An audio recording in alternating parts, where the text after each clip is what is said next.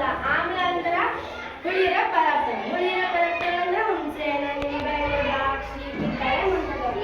ಈಗ ತಿನ್ನೋವುಗಳನ್ನ ತಿನ್ನೋದು, ಅದೇ ರಾಸಾಯನಿಕ ಅಂಶಗಳು ತಿನ್ನೋಕ್ಕಾಗಲ್ಲ. ಯಾಕಂದ್ರೆ ನಾವು ವಿಷಾಂಶ ಗೊತ್ತಲ್ಲ.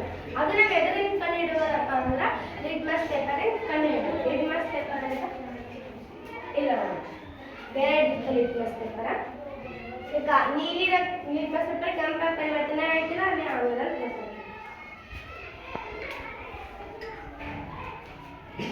ಇದಾಗ ಹುಣಸೆ ಮಿಕ್ಸ್ ಮಾಡಿದ್ದ. ನೀಲಿನ ಲಿಟ್ಮಸ್ ಪೇಪರ್ ಕೆಂಪ ಐತಿಲ್ಲ, ಇದಾಗ ಆಮ್ಲ ಅಂತ ಗೊತ್ತಾಗ. ಈಗ ಪ್ರತ್ಯಾಮ್ಲ ಅಂದ್ರೆ ಕಹಿ ಇರೋ ವಸ್ತು ಪದಾರ್ಥಗಳು. ಕಹಿ ಇರೋ ಪದಾರ್ಥಗಳಂದ್ರೆ ಹಾಗೆಲ್ಲ ಕೈ ವಿನೆಗರ್, ಅಡಿಗೆ ಸೋಡಾ ಮುಂತಾದ. ಇದನ್ನ ತಿನ್ನೋಸ್ಗಳು ತಿನ್ನೋಲ್ಲ, ರಾಸಾಯನಿಕ ವಸ್ತುಗಳು ತಿನ್ನೋಕ್ಕಾಗಲ್ಲ. ಇದನ್ನೇ ನೋಡೋಣ.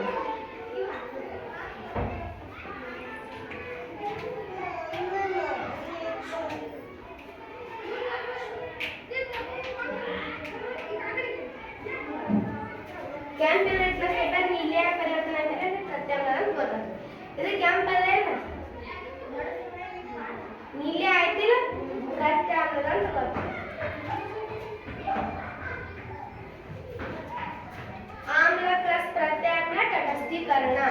ಈಗ ಆಮ್ಲ ಮತ್ತು ಪ್ರತ್ಯಾಮ್ಲ ಎರಡು ಸೇರೋದ್ರಿಂದ ಅಲ್ಲಿಗೆ ಕೆಲಸ ನಿಂತೋಗ್ಬಿಡ್ತದೆ. ಈಗ ಉದಾಹರಣೆ ಹೇಳಿ, ಹಿಂಗ ಇದು ಕಷ್ಟ ಅಂತ ತಿಳ್ಕೊತ ಎಲ್ಲರಿಗೂ ಇದು ಕಚ್ಚದ ಇರು ಕಷ್ಟ ಅಂದ್ರ ಹೆಂಗತ್ತದ ಅದು ಯಾಕೆ ಉರಿತದಪ್ಪ ಅಂದ್ರೆ ಅಲ್ಲಿ ಫಾರ್ಮಿಕ್ ಆಮ್ಲ ಬಿಡುಗಡೆ ಆಗುತ್ತೆ. ಅದು ಹೆಂಗೆ ಕಮ್ಮಿ ಮಾಡ್ಬೇಕಪ್ಪ ಅಂದ್ರೆ ಒಂದು ಬಟ್ಲಾಗ ನೀರು ಹಾಕಿ ಅಡಿಗೆ ಸೋಡಾ ಮಿಕ್ಸ್ ಮಾಡಿ ಎಲ್ಲೆಲ್ಲಿ ಕಚ್ಚ ನೋಡ್ರಿ ಅಲ್ಲಿ ಕಚ್ಕೊಂಡು ಕಮ್ಮಿ ಆಗ್ತದೆ. ಇದು ಫಾರ್ಮಿಕ್ ಆಮ್ಲ ಆಯ್ತು, ಅಡಿಗೆ ಸೋಡಾ ಪ್ರತ್ಯಾಮ್ಲ ಆಯ್ತು. ಇನ್ನೊಂದು ಹೇಳಿ, ಈಗ ನಿಮಗೆ ಹೊಟ್ಟೆ ಕಡತದ ಅಂತ ತಿಳ್ಕೊಳ್ಳಿ. ಹೊಟ್ಟೆ ಒಳಗ HCl ಹೈಡ್ರೋಕ್ಲೋರಿಕ್ ಆಮ್ಲ ಬಿಡುಗಡೆ ಆಗುತ್ತೆ.